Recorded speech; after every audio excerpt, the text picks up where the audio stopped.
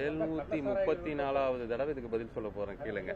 அந்த ரெஸ்டோ பாருங்கிறது ஒரு டிஸ்கஷன்ல இருந்தது. நீங்க அப்படி நினைக்காதீங்க. அப்புறம் திடீர்னு தனியார் மையம்ங்கிறதும் டிஸ்கஷன்ல இருந்தது.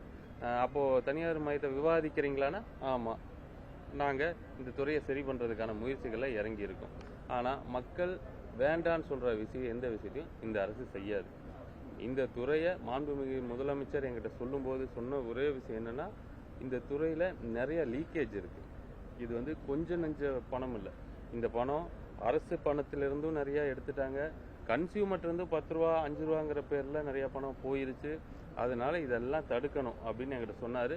அந்த வேலைகள் நடந்துட்டு இருக்கு.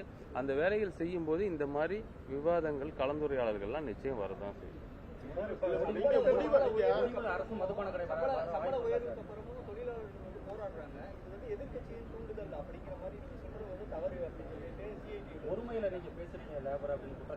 நான் எப்ப பேசினேன்? எனக்கும் என் ஊழியர்களுக்கும் அந்த பேசினவர் இருக்காருல்ல, அந்த வீடியோ பாத்தீங்கன்னா அதுல ஒரு 6வது நிமிஷம் அவரும் பேசியிருப்பாரு. இவன் எவ்வளவு கஷ்டப்படுறான்னு தெரியுமான்னு பேசியிருப்பாரு. இது ஒரு உரிமையில தன் சொந்த அண்ணன் தம்பி எப்படி பேசுவான்? அண்ணனா இருந்தாலும் பேச அந்த மாதிரி ஒரு அண்ணன் தம்பிகளுக்கு கலந்துரை. பட் அதான் அது மனது புண்பட்டு இருந்தா அது வருத்தம் தான். பட் ஆனா அது இன்டென்ஷன் கிடையாது. நீங்க எல்லாத்தையுமே அரசியலாவே பாக்குறாங்க, எல்லாத்துலயுமே அரசியல் பாக்குறாங்க.